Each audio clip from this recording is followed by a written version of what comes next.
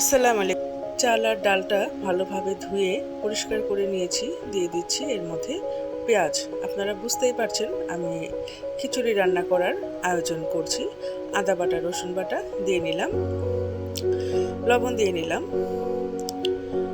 এখন এর মধ্যে দিয়ে দিচ্ছি একটু মরিচের গুঁড়া, একটু হলুদের গুঁড়া, দিয়ে দিচ্ছি মিষ্টি কুমড়া আর টমেটো। তেল দিয়ে নিলাম, দিয়ে দেব পরিমাণ মতো পানি।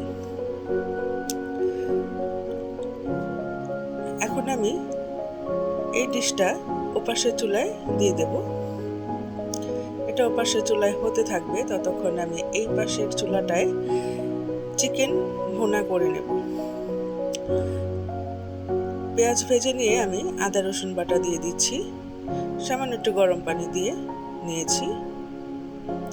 জিরার গুঁড়া দিয়ে দিলাম,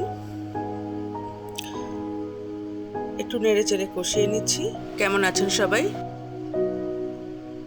আপনারা যদি আমার এই রেসিপিটা খুব ভালোভাবে ফলো করে খিচুড়ি রান্না করেন, তবে বাবুর্চির হাতের খিচুড়ি রান্না রেখে আপনারা এটাই খাবেন, কথা দিচ্ছি।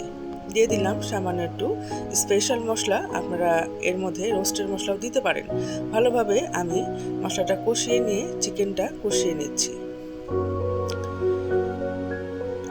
ভালোভাবে কষানোর পরে আমি একটু গরম পানি দিয়ে নিলাম, আর একটু কষাবো বলে। দেখুন নেড়ে চেড়ে কষিয়ে নিচ্ছি। আসলে প্রত্যেকটা রান্না ভালো হয় কষানোর ওপর। দিয়ে দিলাম একটু গরম মশলা। গরম মশলা মানে তেজপাতা, দারচিনি, এলাচি, লবঙ্গ, এসব। অন্য কিছু না, আমি এখানে অন্য কিছুর ব্যবহার করছি না। দিয়ে দিচ্ছি কাঁচামরিচ। মাংসটাকে এমনভাবে কষাবো যেন আমি এটাকে বিরিয়ানি রান্না করব, এইভাবে। এখানে আধিক্য কোনো কিছু থাকবে না, কোনো মশলার আধিক্য নেই। পরিমাণ মতোই সব কিছু দিয়েছি। এখানে দেখুন আমার চিকেনটা কষানো হয়ে যাওয়ার পরে এই চুলাটায় আমি আবার সেই খিচুড়ির ডিশটা ট্রান্সফার করে দিলাম। এটা দেখুন ভালোভাবে বলক উঠে এসেছে, এটা সিদ্ধ হওয়ার প্রায় কাছাকাছি চলে এসেছে। একটু নেড়ে দিচ্ছি। এখন এখানে আমি দিয়ে দেব মটরশুঁটি। আপনারা খিচুড়ি রান্না করবেন, কিন্তু এখানে যদি মিষ্টি কুমড়ার ব্যবহার না করেন তাহলে কিন্তু খিচুড়ির স্বাদ পাবেন না, পরিপূর্ণভাবে স্বাদটা একদম মিস করে যাবেন। আমি এখানে নিয়েছি পোলাওয়ের চাল আর বাটি চাল সমপরিমাণ, আর নিয়েছি মসুর ডাল। আমার এটা সেদ্ধ হয়ে গিয়েছে। এখন আমি কষানো মুরগিটা দিয়ে নিলাম। আপনারা ইচ্ছা করলে এখানে চিকেনের পরিবর্তে বিফ অথবা মাটনটাও ব্যবহার করতে পারেন।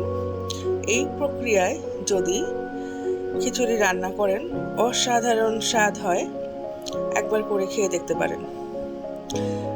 এখানে কিন্তু আমি খিচুড়ির ভেতরে কোনো গরম মশলা ব্যবহার করি নাই, মাংসতে দিয়ে দিয়েছিলাম, সেটাই এখানে চলে আসছে।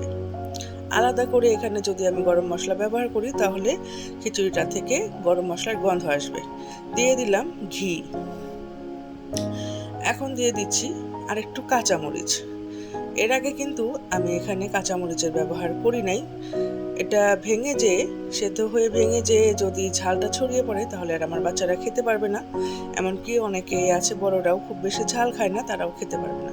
এর জন্য শেষ সময়ের দিকে আমি কাঁচামরিচগুলো দিয়ে নিয়েছি। এটা সুন্দর একটা ফ্লেভার ভেতরে থাকবে, আর খেতে খুব একটা ঝালও হবে না। যে একটু ঝাল বেশি খেতে চায় সে একটা নিয়ে একটু ম্যাশ করে খেতে পারে, সেটার স্বাদও অনন্য হয়। দেখুন আমার খিচুড়িটা প্রায় হয়ে এসেছে। এটার টেক্সচারটা আমি আপনাদেরকে দেখিয়ে দিচ্ছি। দেখুন এটা কিন্তু খুব একটা পাতলা হয়ে যায়নি, আবার একদম শক্ত হয়েও যায়নি, খুব মাখা মাখা একটা ব্যাপার এসেছে এখানে। এটা খেতে কিন্তু অসাধারণ হয়েছিল। খুদা হাফেজ।